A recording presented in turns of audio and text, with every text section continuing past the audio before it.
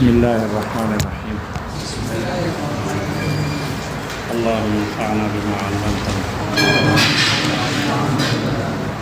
وعلمنا ما ينفعنا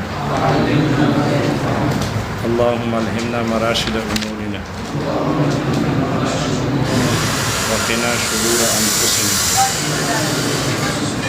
ربنا تقبل منا انک انت السمیع العلیم.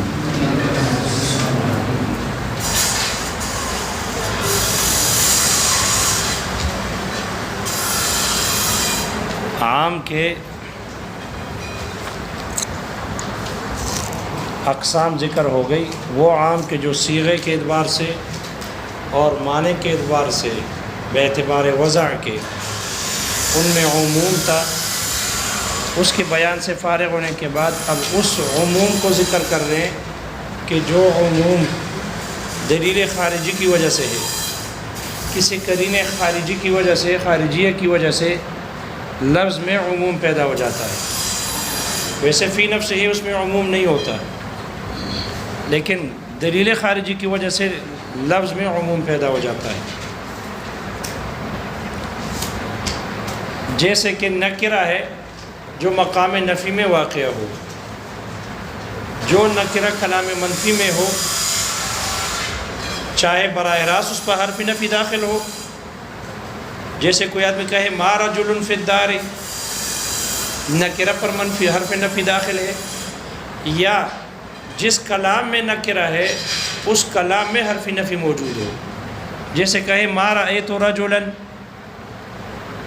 تو یہاں حرف نفی براہ راست نکرہ پر داخل نہیں، لیکن اس کلام میں چونکہ نکرہ موجود ہے وہ کلام منفی ہے.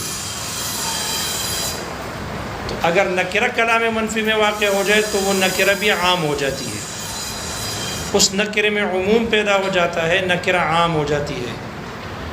شارح کہتے اس کی وجہ یہ ہے کہ جو نکرہ ہوتی ہے اس کی وضع میں یہ نحویین کا اختلاف ہے.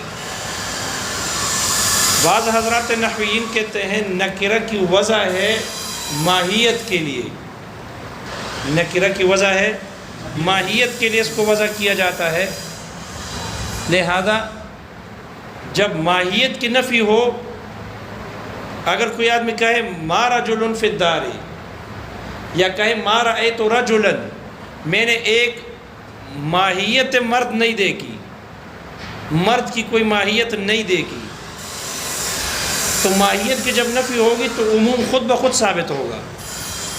اس لیے کہ اگر کسی ایک اور مرد بھی موجود ہو، دیکھا ہو، تو ماہیت کی نفی درست ہوگی یا غلط ہوگی؟ اس لیے کہ ماہیت رجل تو موجود ہے ایک اور، تو پھر نفی درست نہ ہوئی. اس لیے چونکہ نکرہ کی وضع یہ ماہیت کے لیے ہے، تو اگر کوئی آدمی کہے ما رأیت رجلا، تو اس رجل ماہیت کی نفی کرنے سے خود بخود عموم ہوگا، وہاں کوئی بھی دوسرا فرد مراد نہیں ہوگا. اور بعض نحوی کہتے ہیں کہ نکرہ کی وضع ہے فرد واحد غیر معین کے لیے. فرد واحد نکرہ کو وضع کیا گیا ہے ایک فرد کے لیے، لیکن وہ فرد غیر معین ہے، فرد منتشر ہے. ما رأیت رجلا، تو وہ یہ بھی ہو سکتا ہے، یہ بھی ہو سکتا ہے، یہ بھی ہو سکتا ہے علی سبیل البدلیت. لہذا یہ فرد واحد ہے، غیر معین ہے، یا فرد منتشر ہے. لہذا جب اس کی نفی کر دی اس نے، تو فرد واحد غیر معین کی نفی سے بھی عموم پیدا ہو جاتا ہے. شارح کہتے ہیں چاہے تم نکرہ کی وضع ماہیت کے لیے مانو یا فرد واحد غیر معین کے لیے مانو، دونوں صورتوں میں جب یہ مقام نفی میں واقع ہوگی تو اس سے خود بخود عموم، یہ نکرہ عام ہو جائے گی، یہ عموم پر دال ہوگی.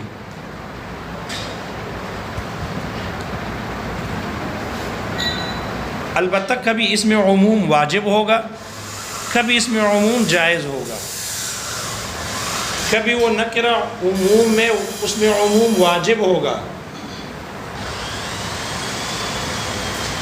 وہ جہاں پر اگر لائے نفی جنس داخل ہو، کسی نکرہ پر لائے نفی جنس داخل ہو، تو چونکہ وہ من استغراقیہ کو متضمن ہوتا ہے، وہاں من استغراقیہ ہوتی ہے، اس لیے اس نکرے میں عموم واجب ہے، اس نکرے میں عموم واجب ہے۔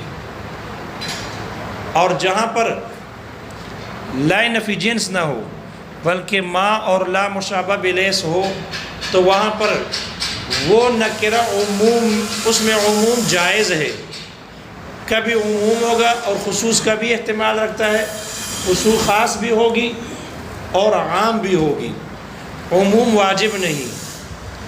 کیوں؟ اس لیے کہ وہاں وہ من استغراقیہ کو متضمن نہیں ہوتا۔ تو جو نکرہ من استغراقیہ کو متضمن ہو اس میں عموم واجب ہے۔ اس کی مثال شارح نے ذکر کی، جیسے کوئی آدمی کہے حل من رجل فی الدار، حل من رجل فی الدار، جواب دیا لا من رجل فی الدار، لا من رجل فی الدار۔ اب دیکھو یہاں من ہے، یہ من پر حذف ہو جاتا ہے، لفظوں میں محذوف ہے لیکن معنن موجود ہے، اس لیے کہا لا رجل فی الدار، اصل میں ہے لا من رجل فی الدار، اس لیے لا رجل فی الدار، گھر میں کوئی آدمی نہیں ہے، کوئی مرد نہیں ہے۔ تو چونکہ یہ من استغراقیہ کے معنی کو متضمن ہے یہ نکرہ، اس لیے اس میں عموم واجب ہے۔ اس لیے یہ نہیں کہہ سکتے لا رجل فی الدار بل رجلان، یہ نہیں کہہ سکتے کہ گھر میں کوئی مرد نہیں ایک بلکہ دو ہیں، نہیں، یہ نہیں کہہ سکتے، اس لیے کہ رجل پر لا نفی جنس داخل ہے تو ماہیت رجل کی نفی ہو گئی، اس میں عموم واجب ہے کہ میرے ماہیت مرد گھر میں نہیں ہے، ماہیت مرد یا فرد واحد غیر معین گھر میں نہیں ہے۔ اب آپ کا یہ کہنا کہ بل رجلان بلکہ دو ہیں، تو یہ کلام درست نہیں ہے، یہ کلام درست نہیں، اس لیے کہ اس میں عموم واجب ہے، اس میں عموم، تو جب عموم واجب ہوگا تو بل رجلان کہنا ٹھیک نہیں ہوگا۔ لیکن اگر لا و ما مشابہ بلیس ہے پھر کہہ سکتے ہیں ما رجل فی الدار یا لا رجل فی الدار،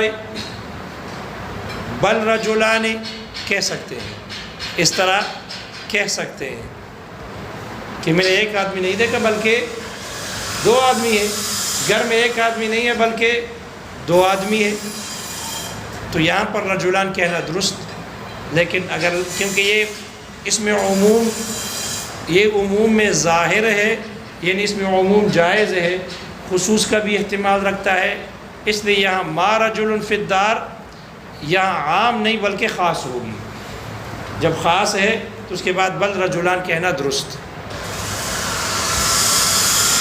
اسی طرح شارح کہتے ہیں جیسے موحد کا قول ہے لا الہ الا اللہ، لا الہ الا اللہ، یہاں بھی لا نفی جنس ہے، یہ اس شخص کے جواب میں ہے جو آدمی کہے حل من الہ الا اللہ، کیا اللہ کے علاوہ کوئی معبود ہے، حل من الہ، تو جواب آ گیا لا من الہ، لا من الہ الا اللہ۔ یہاں لا نفی جنس ہے، نکرہ من استغراقیہ کو متضمن ہے، پھر لفظوں سے یہ مقدر ہو گئی لیکن معنی موجود ہے، اس لیے استغراق کو متضمن ہے، کوئی معبود نہیں، تو عموم تبھی ہوگی، توکل میں توحید تبھی بنے گی کہ جب سب کی نفی ہو، تمام معبودان برحق کی نفی ہو اور اس بات باری تعالیٰ کا، اس بات باری تعالیٰ ہو، اللہ تعالیٰ کی ذات کا اس بات ہو، تمام معبودان برحق کی نفی کر دے، تمام معبودان برحق کی کیا ہو، تمام معبودان برحق کی اگر نفی ہوگی تو معلوم ہوگا کہ نکرہ عموم کا، یہاں نکرہ عام ہے، لا الہ تو سب کی نفی کر دی۔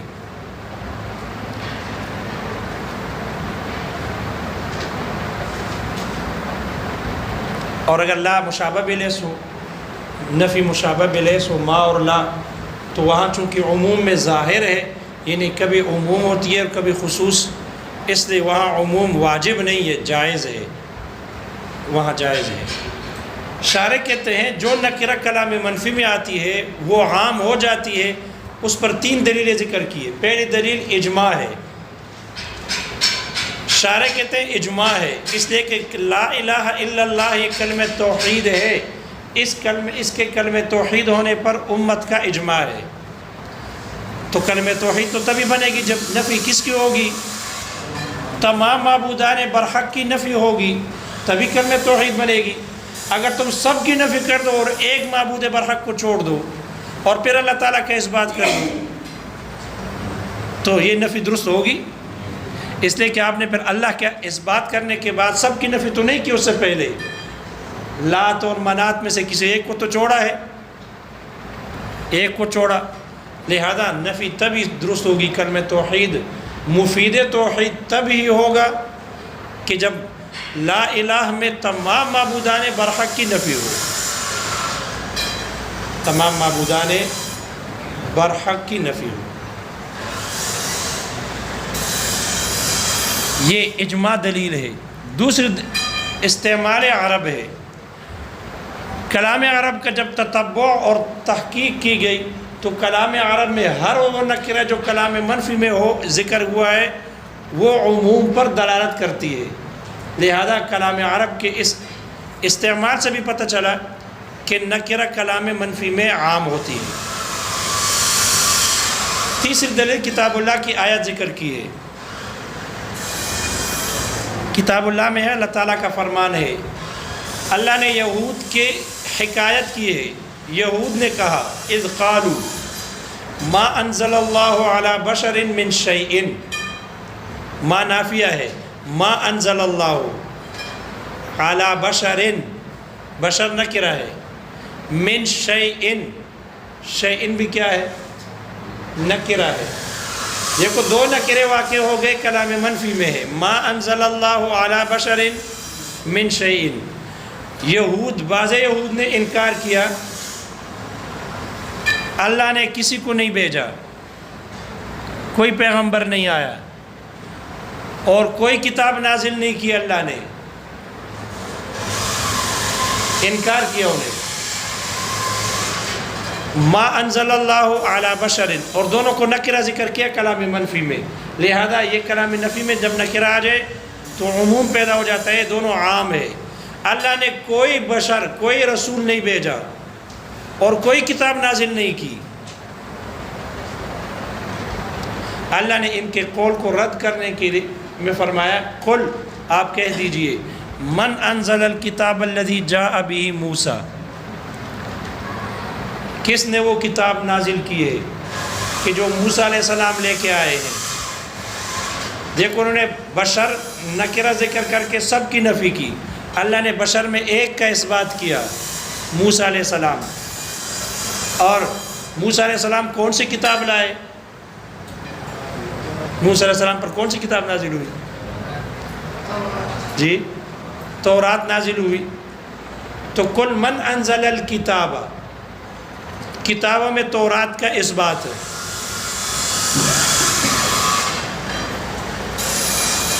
ان کا جو قول ہے یہودیوں کا وہ سالب کلیہ تھا، اس لیے کہ نکرہ کلام منفی میں عام ہو جاتی ہے، تو بشر سے کتابوں کی نفی کی کہ کوئی کتاب کسی بشر پر نازل نہیں ہوئی اور کوئی بشر نہیں آیا، تو کتابوں کے ہر فرد کی، بشر کے ہر فرد سے نفی، محمول کے ہر فرد کی، موضوع کے ہر فرد سے نفی، اور موضوع کے ہر فرد کی، محمول کے ہر فرد سے نفی، یہی تو سالب کلیہ ہے۔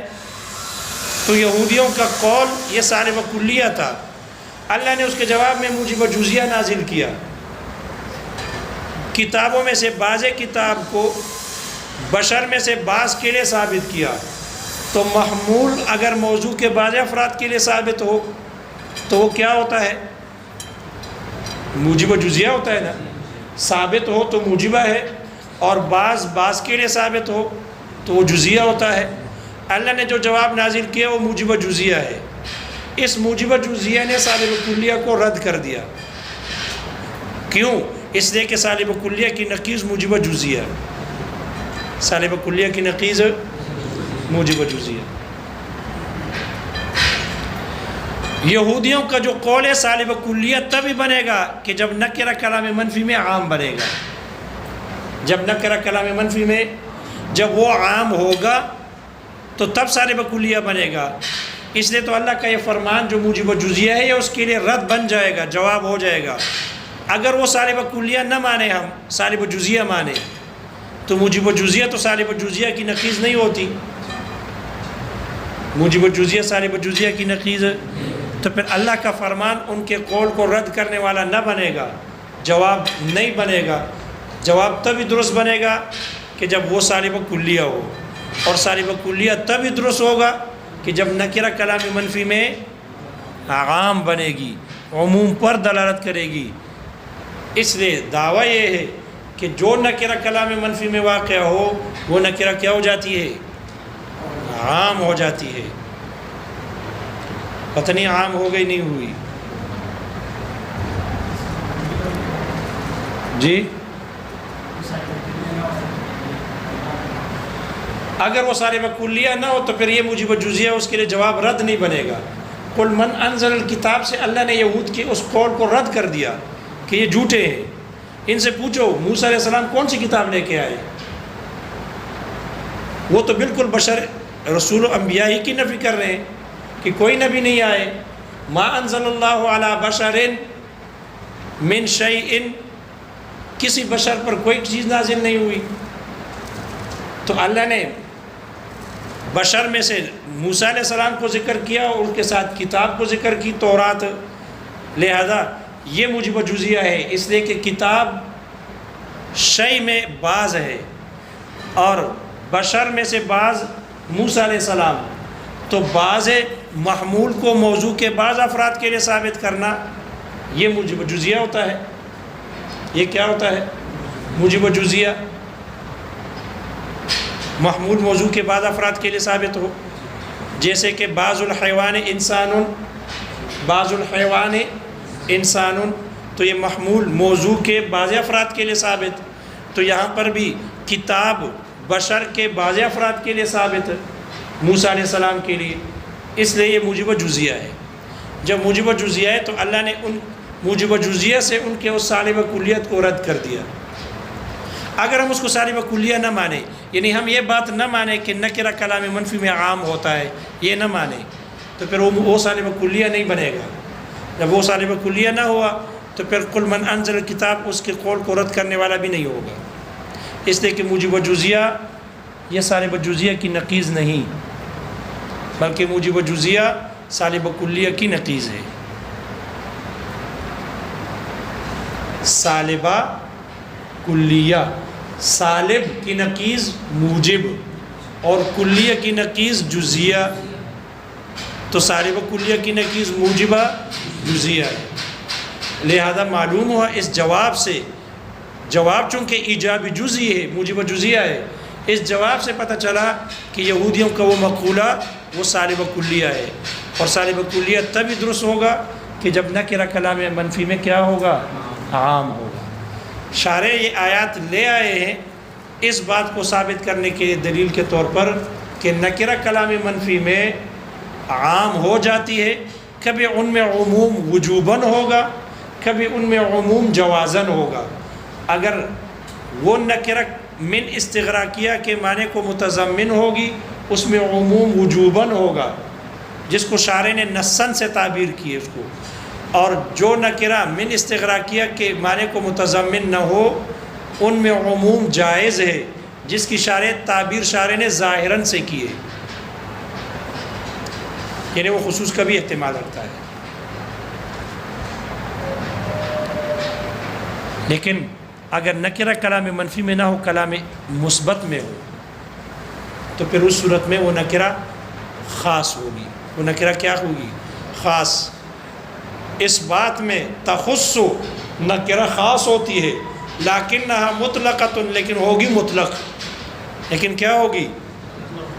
مطلق رہے گی۔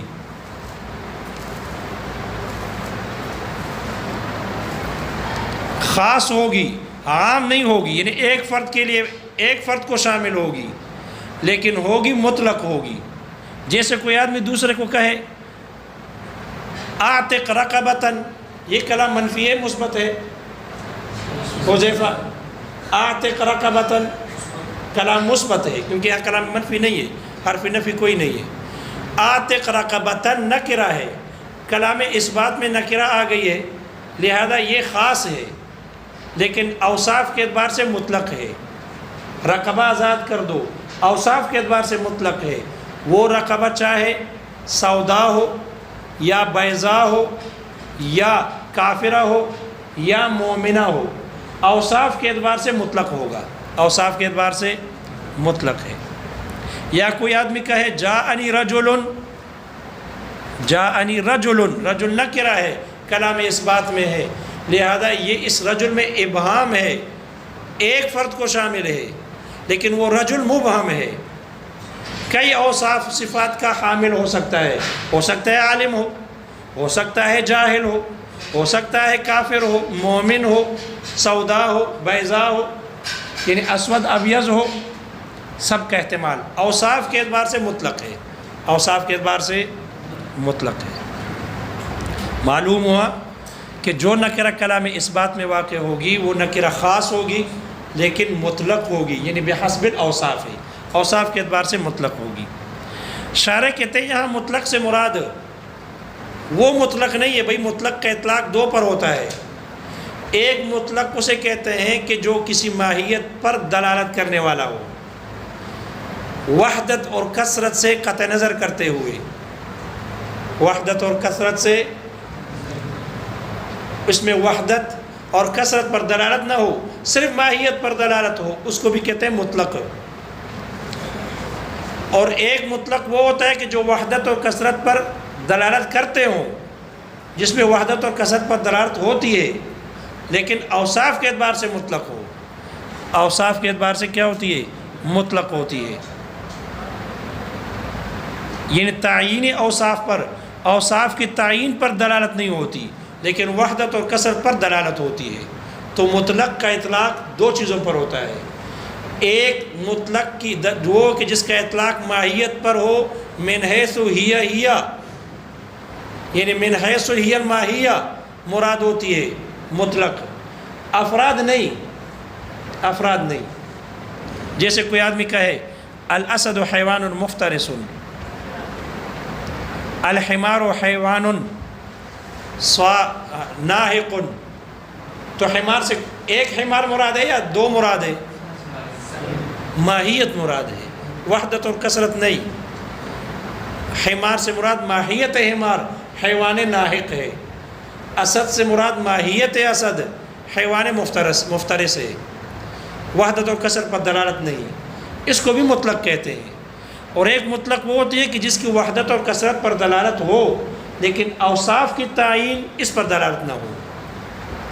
یا جو مصنف نے کہا کہ مقام اس بات میں نکرہ خاص ہوتی ہے لیکن مطلق ہوتی ہے، اس مطلق سے یہ دوسرا مطلق مراد ہے کہ جس کی دلالت وحدت اور کثرت پر ہو لیکن اوصاف کے اعتبار سے کیا ہو؟ متعین نہ ہو، اور تعین اوصاف پر دلالت نہ ہو، نہ کہ پہلا والا مطلق. شارح کہتے ہیں یہی وہ فرق ہے کہ یا اس مطلق سے مراد اوصاف کے اعتبار سے مطلق مراد ہے، وحدت اور کثرت پر دلالت کرنے والا مطلق مراد نہیں. اسی نے امام شافعی رحمہ اللہ کو دھوکہ دیا اور انہوں نے اس نکرہ کو جو کلام مثبت میں واقع ہو انہوں نے اس کو عام سمجھا. امام شافعی رحمہ اللہ نے اس کو کیا سمجھا؟ عام سمجھا، اس لیے کہ انہوں نے اس مطلق سے مراد پہلے والا مطلق مراد لے لیا اور وہ عام ہوتا ہے، اس لیے انہوں نے اس کو عام سمجھا. اس لیے امام شافعی رحمہ اللہ اس بات کے قائل ہے کہ جو نکرہ کلام مثبت میں واقع ہو وہ عام ہوتی ہے. وہ کیا ہوتی ہے؟ عام ہوتی ہے.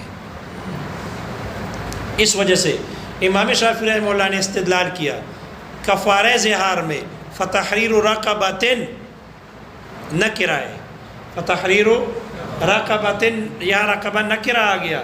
امام شافعی رحمہ اللہ فرماتے ہیں کلام اس بات کلام مثبت ہے، نکرہ کلام مثبت میں عام ہوتی ہے. مطلق ہے تو مطلق سے مراد عام ہے. جب عام ہے تو یہ رقبہ سودا، بیضا، مومنہ، کافرہ، عامیہ، مجنونہ، الزمنہ اپاہج، مقتول یدین، مدبرہ، ام ولد، سب کو شامل ہے، کیونکہ عام ہے نا، عام ہے، سب کو شامل ہے۔ امام شافعی رحمہ اللہ فرماتے ہیں پھر بالاجماع اس میں سے مدبرہ کو خاص کیا گیا، الزمنہ کو خاص کیا گیا، اپاہج کو اس میں سے کیا کیا گیا؟ بالاجماع اس سے خاص کیا گیا، اور مدبرہ کو خاص کیا گیا، مقتول یدین کو خاص کیا گیا، ام ولد کو خاص کیا گیا۔ جب بالاجماع ان میں سے تخصیص کی گئی ہے تو میں بھی تخصیص کر لیتا ہوں، اس لیے امام شافعی رحمہ اللہ اس میں تخصیص کر کے کافرہ کو بھی خاص کیا۔ یہی وجہ ہے وہ فرماتے ہیں کفارہ ظہار میں فتحریر رقبۃ میں مومنہ کو آزاد کرنا ضروری ہے، اگر کوئی کافرہ کو آزاد کرے گا تو کفارہ ادا نہ ہوگا، اس لیے کہ اس میں تخصیص کی۔ جیسے مدبرہ کا آزاد کرنا کفارہ ظہار میں کفارہ نہیں ہوگا، جیسے الزمنہ کے اپاہج کو آزاد کرنے سے کفارہ نہیں ہوگا۔ امام شافعی رحمہ اللہ فرماتے جب تخصیص ہو گئی بالاجماع تو میں مزید تخصیص کرتا ہوں، اس میں سے کافرہ کو بھی خاص کرتا ہوں۔ کیوں؟ اس لیے کہ نکرہ کلام مثبت میں آنے کی وجہ سے عام ہو جاتی ہے، اس لیے وہ سب کو عام ہے، وہ سب کو عام ہے۔ شارح کہتے ہیں اس سے امام شافعی رحمہ اللہ کو دھوکہ لگا کہ اس نے اس مطلق کو پہلا والا مطلق سمجھا، جو ماہیت پر دال ہو، وحدت اور کثرت سے قطع نظر کرتے وہ سمجھا ہے، حالانکہ یہاں مطلق سے مراد بحسب الاوصاف مطلق مراد ہے، بحسب ذات نہیں ہے۔ وہ آگے سمجھ میں؟ اس لیے احناف جواب میں کہتے ہیں کہ اپاہج، الزمنۃ والعمیاء والمدبرۃ یہ ان فتحریر رقبہ میں شامل داخل ہی نہیں ہے، اس لیے کہ یہاں نکرہ کلام مثبت میں مطلق ہوتی ہے، خاص ہے اور مطلق ہے، یعنی اوصاف کے اعتبار سے مطلق ہے، اوصاف کے اعتبار سے ہے، اور جو اپاہج ہے وہ تو ذات کے اعتبار سے، لہذا جب ذات کے اعتبار سے وہ صحیح سالم نہیں ہے، اس کا تقاضا یہ ہے، تحریر رقبہ کا تقاضا یہ ہے کہ وہ ذات کے اعتبار سے سلیم ہو، تمام عیوب سے پاک ہو، نابینا نہ ہو، مقطوع الیدین نہ ہو، اپاہج نہ ہو، ام ولد اور مدبرہ نہ ہو، کیونکہ اس میں آزادی کی جہت متعین ہو گئی، وہ من وجہن مملوک ہے اور من وجہن نہیں ہے۔ لہذا یہاں احناف کہتے ہیں جب اپاہج اور نابینا اور مقطوع الیدین وہ اس تحریر رقبہ میں داخل ہی نہیں ہے تو تخصیص کا سوال ہی پیدا نہیں ہوتا۔ تخصیص تو تب ہوگی جب داخل ہو پھر نکالا جائے، جب وہ داخل ہی نہیں ہے تو اس میں تخصیص کی بھی نہیں گئی۔ جب تخصیص نہیں کی گئی ہے تو پھر آپ کا مزید کافرہ کو اس پر قیاس کر کے نکالنا بھی درست، اور جواب سمجھ میں آ رہا ہے؟ آپ کا قیاس تب ہوتا، درست ہوتا کافرہ کو اس پر قیاس کرنا کہ جب یہ تخصیص کر کے ان کو نکالا جاتا، وہ داخل ہی نہیں ہے تو لہذا وہ تخصیص کر کے نکالی نہیں گئی۔ جب وہ تخصیص کر کے نہیں نکالی گئی تو آپ کا اس پر قیاس کر کے کافرہ کو بھی نکالنا درست نہیں ہے، اس لیے کہ اس رقبہ سے مراد مطلق ہے جو بحسب الاوصاف ہو، اور یہ جو نابینا ہے، یہ جو اپاہج ہے، اور یہ جو مقطوع الیدین ہے وغیرہ ایسی رقبات، یہ چونکہ سلیم نہیں ہے، عیوب سے پاک نہیں ہے، اس لیے یہ ذات کے اعتبار سے ہے اور یہاں مطلق اوصاف کے اعتبار سے ہے، اس لیے ان کی تخصیص کرنا یہ اس میں داخل ہی نہیں ہے۔ جب داخل نہیں ہے تو آپ کا مزید اس پر قیاس کرنا بھی درست نہیں، اس لیے کہ یہ سب جن سے منفعت کو فوت کرنے والے ہیں، جن سے منفعت کو فوت کرنے والے ہیں، اور جو چیز جن سے منفعت جس میں فوتگی ہو، جن سے منفعت جس میں فوت ہو، اس کو آزاد کرنا درست نہیں۔ اور یہ عمیاء اور مقطوع الیدین اور الزمنہ اپاہج، اس کی چونکہ جن سے منفعت فوت ہے اس لیے ان کی تخصیص کرنا درست نہیں ہے، چونکہ اس میں داخل ہی نہیں ہے۔ اور رہا مدبرہ اور ام ولد، چونکہ اس میں آزادی کی جہت متعین ہو گئی، اس لیے وہ مملوک کامل طور پر مملوک نہیں ہے، اس لیے اس کو بھی آزاد نہیں کیا جا سکتا، تو وہ داخل ہی نہیں ہے۔ یہ نہیں کہ وہ داخل تھے پھر تخصیص کی گئی، جب وہ داخل ہی نہیں ہے تو آپ کا اس پر قیاس کرنا کافرہ کو اور اس کو نکالنا یہ درست نہیں۔ شارح کہتے ہیں یہاں ہمارے فقہائے احناف نے دو ضابطے ذکر کیے، دو ضابطے ہیں۔ ایک ضابطہ ہے المطلق یجری علی اطلاقہ، المطلق یجری علی اطلاقہ، اور دوسرا ضابطہ ہے المطلق اذا اطلق یراد به الفرد الکامل۔ مطلق کو جب علی الاطلاق ذکر کیا جائے تو یہ اس سے مراد فرد کامل ہوتا ہے، یعنی یہ فرد کامل کی طرف لوٹتا ہے۔ مصنف شارح کہتے ہیں یہاں ہمارے دو ضابطے ہیں، لیکن ان دو ضابطوں میں کوئی تعارض نہیں، اس لیے کہ جو پہلا ضابطہ ہے المطلق یجری علی اطلاقہ، اس کا تعلق بحسب الاوصاف ہے، مطلق اپنے اطلاق پر جاری رہتا ہے، یعنی بحسب الاوصاف۔ اور جو دوسرا ضابطہ ہے المطلق اذا اطلق یراد به الفرد الکامل، اس سے مراد بحسب الذات ہے، اس سے مراد بحسب الذات ہے۔ تو جو اوپر فتحریر رقبۃ آ گیا یہ مطلق ہے اوصاف کے اعتبار سے، اوصاف کے اعتبار سے مطلق ہے، یعنی وہ رقبہ چاہے سودا ہو، بیضاء ہو، اور یا مومنہ ہو، کافرہ ہو، یہ صفات ہیں، اور نابینا اور اپاہج اور مقطوع الیدین یہ تو ذات کے حق میں ہے، اس کے بارے میں تو دوسرا ضابطہ ہے، تو اس کو بھی مطلق کہا جاتا ہے، لیکن وہ دوسرا ہے، اس لیے وہ ان میں داخل نہیں۔ شارح کہتے ہیں کہ یہ جو احناف اور شوافع کا اختلاف ہے، صاحب تلویح کے حوالے سے شارح نے کہا کہ صاحب تلویح کہتے ہیں کہ حضرات احناف اور شوافع کا یہ جو اختلاف ہے نزاع، یہ نزاع لفظی ہے، حقیقی نہیں ہے، یہ نزاع لفظی ہے، نزاع حقیقی نہیں ہے، اس لیے کہ امام شافعی رحمہ اللہ بھی فتحریر رقبۃ میں ایک ہی رقبے کے آزاد کرنے کے قائل ہے۔ عموم سے ان کے نزدیک مراد یہ نہیں ہے، عموم سے شمول مراد نہیں ہے کہ بہت سارے رقبات کو آزاد کرنا ضروری ہے، بلکہ وہ بھی کہتے ہیں کہ ایک ہی رقبہ کو آزاد کر دو۔ اور احناف اس کا نام رکھتے ہیں مطلق، شوافع اس کو عام کہتے ہیں، ہم اس کو کیا کہتے ہیں؟ مطلق۔ ہم بھی کہتے ہیں ایک ہی رقبہ کا آزاد کرنا ضروری ہے۔